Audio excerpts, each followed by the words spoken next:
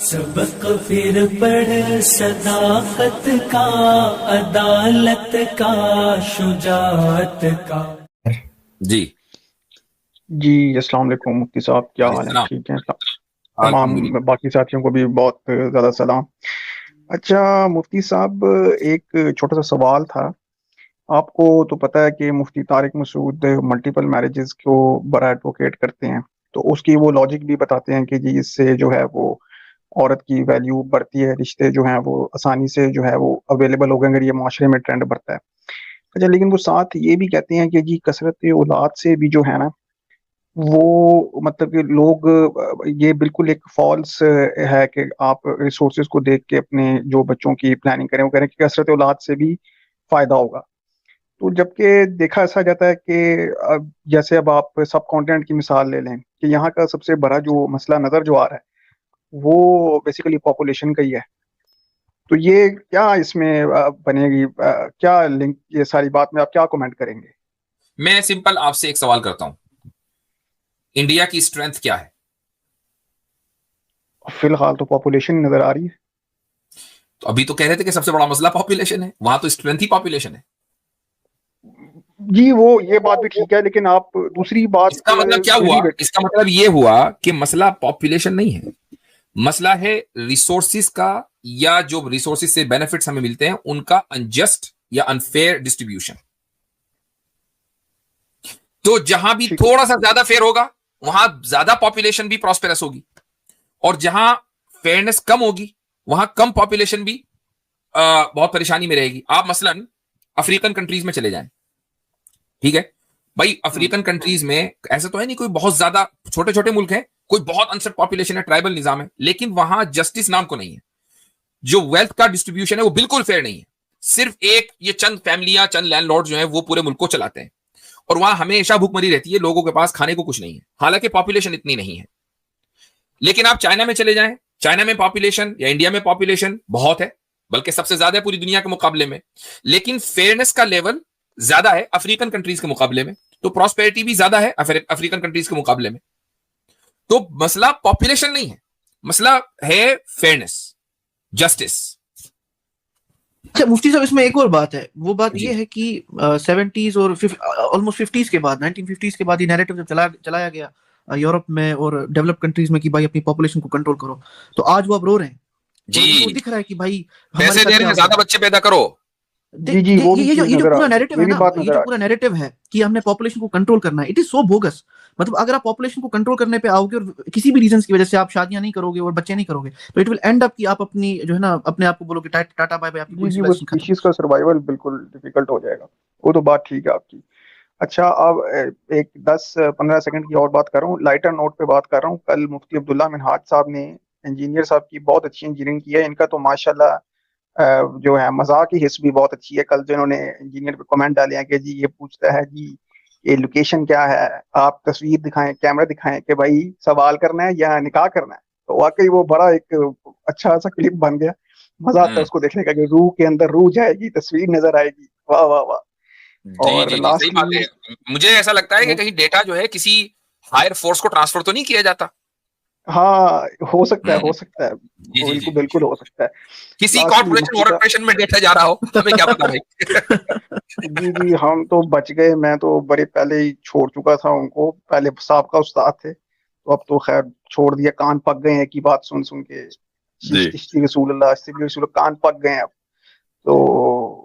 Lastly مفتی صاحب آپ سے یہ کہنا تھا کہ آپ جیسا عظیم انسان اگر ایک تفسیر نہیں، میں بات کر رہا ہوں، پہلے بھی آپ سے ریکویسٹ کی تھی، آپ بہت بیزی بندے ہیں، لیکن اگر آپ تفسیر قرآن کی ریکارڈ کرائیں ایتھیزم کے پوائنٹ آف ویو سے، اور اس طرح ریکارڈ کرائیں جس سے میں نے آپ سے پہلے بھی ریکویسٹ کی تھی کہ جس طرح مفتی طارق مسعود نے ریکارڈ کرائی ہوئی ہے کہ ہر ہفتے میں جو ہے وہ ایک رکوع بس تفسیر ہوتی ہے، یا جس طرح انجینئر نے ریکارڈ کرائی ہے، اس طرح ایتھیزم کے حوالے سے جو ہے نا وہ ایک بڑا ماسٹر پیس بنے گا، لیکن وہ آپ کے ٹائم پہ ڈیپینڈ کرتا ہے.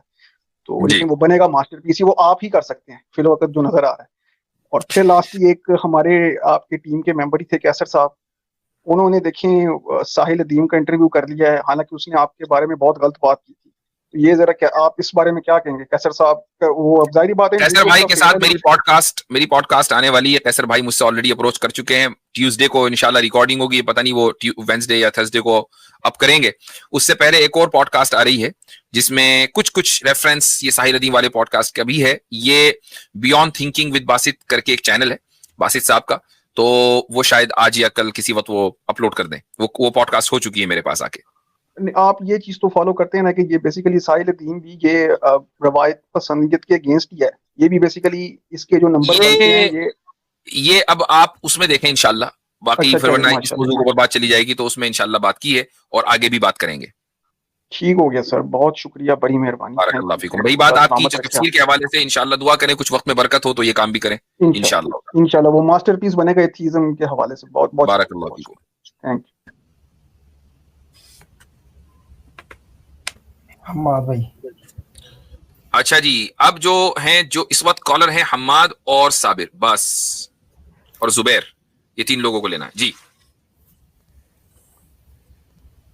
حماد صاحب بولے بھائی. السلام علیکم. وعلیکم السلام. میری آواز آ رہی ہے آپ کو؟ جی آ رہی ہے. جی سر, مجھے یہ پوچھنا تھا کہ اتنے ملٹیپل کانسیپٹس جو چل رہے ہیں ہمارے اسلام کے ریگارڈنگ, اب اس میں کبھی یہ ہوتا ہے کہ ہر کوئی ہر چیز پراپرلی مطلب نہیں جانتا ہے, چیزوں کو ایکسپلور نہیں کر سکتا.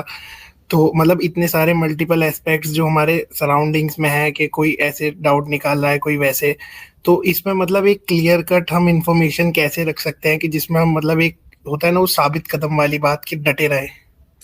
کلیئر کٹ ہی انفارمیشن ہم رکھتے ہیں اور مجھے آپ خود جواب دیں کہ اگر بہت زیادہ کنفیوژن, کوئی کچھ کہہ رہا کوئی کچھ کہہ رہا ہے تو کیا کرنا چاہیے؟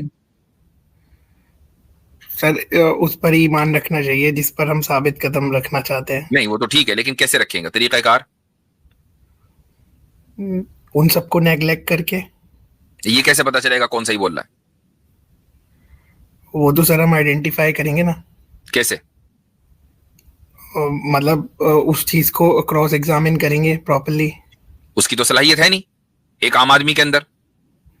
جی تو پھر سر یہی کنفیوزنگ ہے, بس اس میں ہی رہنمائی کر دیجیے تھوڑی. جس کے اوپر اعتماد ہونا, اور جو آدمی انہدام کی بات نہ کر رہا ہو بلکہ کنسٹرکشن کی بات کر رہا ہو, نہیں اس کی گفتگو کنسٹرکٹیو ہوتی ہو.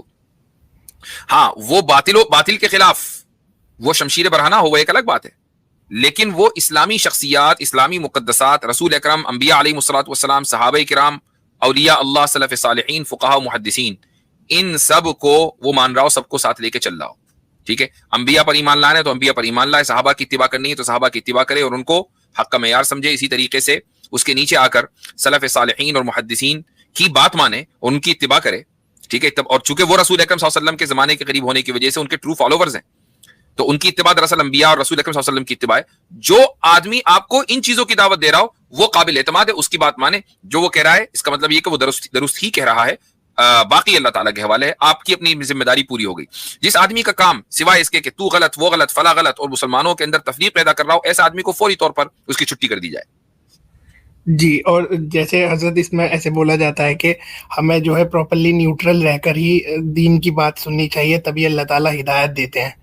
تو اس میں مجھے یہ پوچھنا تھا کہ جیسے میں 9 بجے سے آپ کے ساتھ لائیو ہی جڑا ہوں, کافی ٹائم سے ٹرائی کر رہا تھا, تو اب جا کر نمبر لگایا, تو میں یہ پوچھنا چاہ رہا تھا کہ ابھی جیسے وہ پیچھے بات چلی تھی بلف مرفی کر کے, وہ آپ نے بتایا تھا ایک ورڈ تھا, تو میں نے اس کو گوگل کیا تھا, تو اس میں تھا کہ جو اشکالات ہوتے ہیں گاڈ کے خلاف یا جو بھی آپ بات کر رہے ہیں, تو مطلب اس میں ہم جو اپنے ڈاؤٹس ریز کرتے ہیں اسلام میں, تو وہ مطلب بالکل ہی خارج ہو جاتے ہیں, یا وہ کس حد تک, کس لیول تک ہم مطلب ایک خیال آتا ہے نا, جیسے کوئی غیر مسلم بولتا ہے پھر اس کے بارے میں خیال آنے سے کوئی آدمی اسلام سے خارج نہیں ہوتا.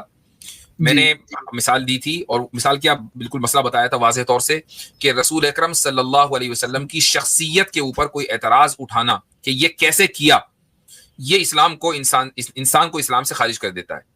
اور اگر آپ رسول اکرم صلی اللہ علیہ وسلم کی شخصیت پر اعتراض نہیں اٹھا رہے, بلکہ یہ کہہ رہے ہیں کہ یار یہ حدیث جو ہے نا یہ مجھے سمجھ میں نہیں آ رہی ہے, ایسا لگتا ہے کہ یہ حدیث غلط ہے.